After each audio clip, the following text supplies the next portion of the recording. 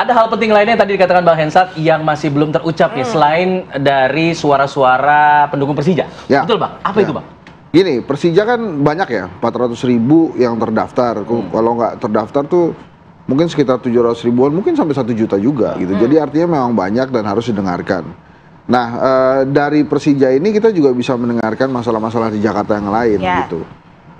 Hal tentang bagaimana warga Jakarta, terkadang para calon gubernur ini fokusnya lebih ke kota gitu ya, tapi nggak ngelihat mikronya Jakarta tuh gimana, pendidikan mereka, ekonomi mereka gimana.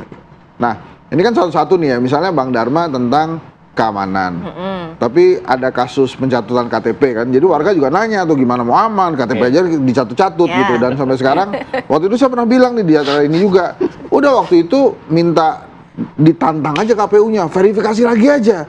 Tapi kan kemudian kata-kata yang keluar kalau saya nggak salah, wah itu saya nggak ngerti, itu kan relawan yang ngumpulin. Nah itu juga mesti digarisbawahi juga. Aman gimana caranya aman, KTP-nya dicatut kayak gitu-gitu. Terus kemudian dari Kang Ridwan Kamil dan Suswono juga mungkin ada hal-hal yang perlu diluruskan tentang kenapa di Jawa Barat gitu. Sementara secara politik Pak Suswono ini kan PKS. Presiden PKS yang maju di Jawa Barat. Mesinnya gimana nih? Mesinnya PKS di Jakarta nih jangan-jangan pindah ke Jawa Barat juga. Supaya kan gini loh, menurut saya secara ego si presiden ini nggak boleh kalah. Gitu. Jadi artinya mungkin perhatian PKS itu akan lebih ke Jawa Barat. Nah kan Pak Ridwan Kamil juga ini lah, gue udah pindah ke Jakarta, mesinnya juga balik ke Jawa Barat gitu. Mungkin begitu juga. Sementara yang ini ngandelin Rano banget gitu.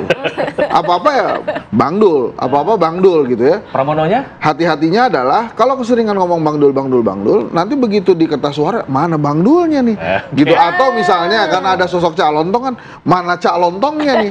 Kenapa demikian? Karena Pak Pram dibandingkan dibandingkan Rado Karno dan Cak Lontong pasti secara popularitas masih tertinggal, walaupun pasti juga dikenal karena menteri beberapa kali. Jadi memang masih ada kurang-kurangnya secara mikro-mikro itu. Mantap. Senggolannya ketiga paslon. Iya, kita ke Bang Fernando dulu nih, karena pertama kali yang tadi disinggung ya dari jalur independen mengenai KTP ini. Gimana Jakarta bisa aman kalau data aja dikumpulin, diretas, padahal mereka menyatakan bahwa itu bukan data yang mereka bikin gitu. Bang Nando, silakan. Juga seperti itu. Iya. Ya, itu kan sudah lewat passway, ya kan? Buktinya kita kan sudah ditetapkan sebagai calon independen. Ya, kalau isu-isu itu yang dibuat hal biasa lah itu, ya kan? Kalau kita balik ke belakang lagi seperti orang bilang itu kaca di mobil itu yang di depannya kecil itu melihat ke belakang, jadi nggak usah lagi di apa. Atau juga kita sudah ditetapkan sebagai calon independen dan itu nggak ada lah isu-isu yang ini aja yang membuat suasana supaya agak meriah aja itu. Kita anggap itu supaya lucu-lucuan aja itu. Buktinya kita bisa lewatin kok, nggak ada lah itu. Kalau Pak Dharma kan seorang pejabat kepolisian bintang 3 loh. Ya nggak mungkin lah main kayak gitu. Ya bayangkan aja dia mengetahui bagaimana nanti keamanan Jakarta ini harus dibuat. Ya tidak ada namanya begal, jambret, ya tidak ada kasus pemerkosaan. Semuanya harus kita tampung aspirasi dari masyarakat. Orang-orang miskin, ya kita tahu Jakarta ini kan pemilihnya cukup cerdas. Tapi lagi-lagi ternyata di daerah Jakarta Utara itu banyak, Jakarta Timur yang masyarakatnya termarginalkan tuh banyak sekali. Itu yang tidak terjangkau selama ini. Kita sudah langsung berusukan ke sana, mendengar langsung dari masyarakatnya. Makanya tadi kita bilang, ya kalau dari independen ini kan nggak ada sekat-sekat yang harus melalui siapa aja. Masyarakatnya langsung datang gubernur. Pak Gubernur, ini gimana nih? Tak perlu melalui partai, ya kan? Kami mau begini Pak Gubernur, datang langsung. Ya kita akomodir nanti model-model Pak Ahok. Yang baik kita akan akomodir.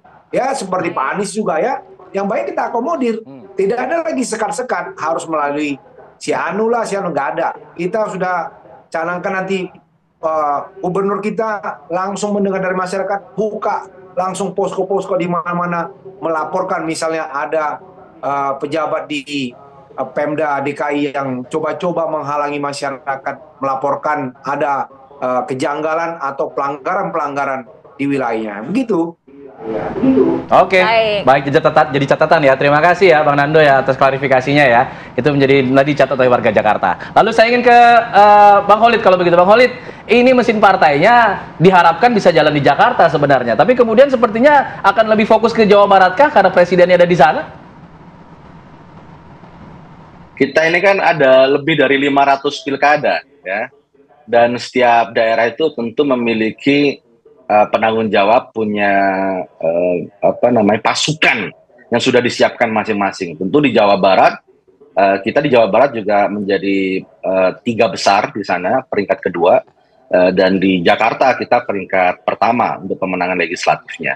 Jadi saya pikir ini di Jakarta bahkan PKS sejak dari awal ketika bahkan deklarasi sebelumnya, pasangan sebelumnya, kemudian pasangan Ridwan Kamil Suswono atau pasangan Ridho ini sudah melakukan konsolidasi dari tingkat pusat, kemudian tingkat Jakarta, kemudian bahkan sampai ke level ranting. Ya, kita sudah mulai siapkan itu pasukan khusus untuk pemenangan Ridwan Kamil Suswono ini. Jadi kita sudah konsolidasinya bukan lagi di level pimpinan, di level pengurus, tapi sampai ke level kader. Dan proses gerakan menyapa warga Jakarta sudah berjalan ke rumah-rumah, ke RT RW, dan sudah kita melakukan berbagai macam kegiatan. Jadi kalau kita hanya mengandalkan gerakan dari paslon atau kandidat, tidak akan semua titik itu bisa kita jangkau. Tapi insya Allah kader Partai Keadilan Sejahtera dan tentu dengan kerjasama kolektif yang bagus dengan partai-partai pengusung lainnya, kita akan bisa menjangkau setiap rumah warga Jakarta, insya Allah. Baik.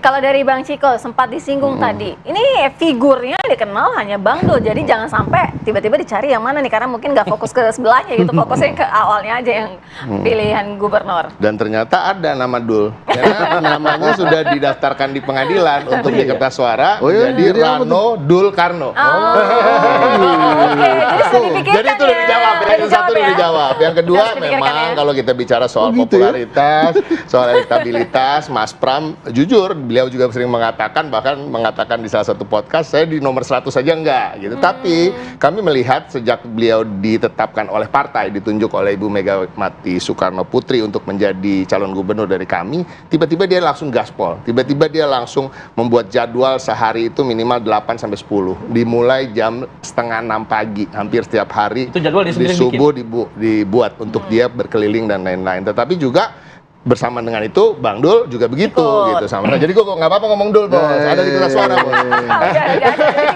Udah dipikirin ternyata dari Ada di kertas suara. Jadi intinya gini, paslon ini kan satu kesatuan. Kalau bisa dibilang harus jadi duit tunggal, harus saling melengkapi. Kenapa dipilih gubernurnya ini, wakil gubernurnya ini, ada pertimbangan-pertimbangan yang harus kita utamakan adalah saling melengkapi terkait dengan misalnya di masa kampanye bisa melengkapi popularitas, elektabilitas dan lain-lain. Tapi kalau di masa pemerintahan ketika terpilih tentunya yang satu birokrat, yang satu lebih ke bidang budaya, walaupun juga pernah menjadi pimpinan daerah juga gitu. Jadi intinya sebenarnya kita punya calon ini cukup lengkap.